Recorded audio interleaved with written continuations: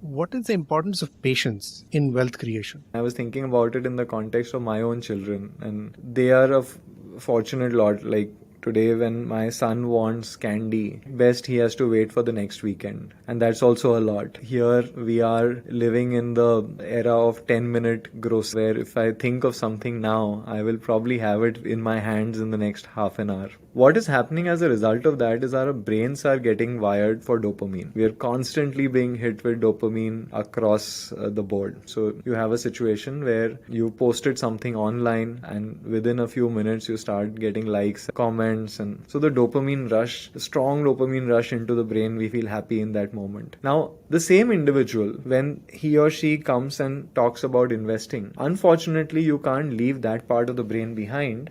You bring that with you to your information or to your investment process. And then again, we want instant gratification, therefore. We would like that whatever I invest in does move up almost instantaneously. You start tracking the value, and today it's become so easy to track values. I was probably in my early part of my career, I was probably 27, and in Bombay there's an area called the Parsi colony. I had ended up at this house of this very old Parsi lady, and she served me great Irani chai and said that I will show you my portfolio. Then she went to the cupboard and pulled out a set of papers. I thought she's going to show me printout of her portfolios, but those were actually physical copies of Tata Group shares. There was a pre-dematting era. She said, "Beta, take this, or Dikra, take this home, take this to your office and calculate and come back to me." I had to double check that math on my Excel sheet a couple of times because those rough ragtag group of papers was worth some 12 crores, and this is back in 2005 or 6. And today when I think back of that event, I think that the reason that she was able to do that or hold on to that is because she could not see the value of the asset on a regular basis, even if she wanted to. And here we are in an era where every time your stock goes up or down, you get an app notification. Your stock declares a dividend, you get a notification from the app and the bank.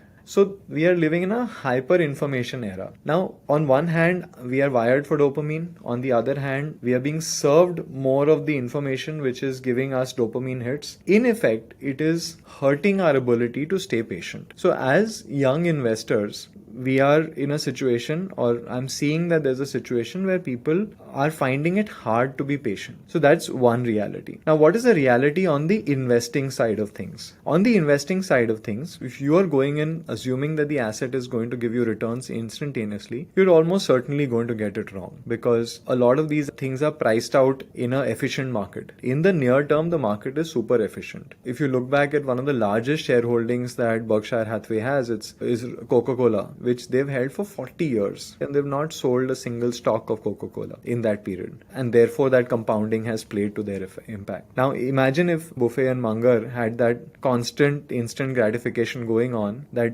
this quarterly result, this statement by the CEO, and so on and so forth, you would be incentivized to trade, and that would have hurt their ability to compound capital. So I think there is, at one level, even if somebody realizes that they need to be patient, it's really hard to be patient. It's easier to get access to investing. It's easier to figure out where to invest. It's actually harder to make money. And that's the interesting dichotomy of investing today. As a matter of fact, Buffett or Munger and even Munish Prabhai say that the reason they play bridge or read is to distract themselves from looking at their portfolio. Yeah. Because they have to keep themselves busy, not to make an impulsive decision. And that is why they do talks, they encourage people to have a discussion with them, and so on and so forth. It's a distraction mechanism. In fact, I think that's an interesting viewpoint, Pritish. And actually, I think about like really successful investors. There is a personality trait that they have, which is when you talk to a great investor, you feel a sense of calm. You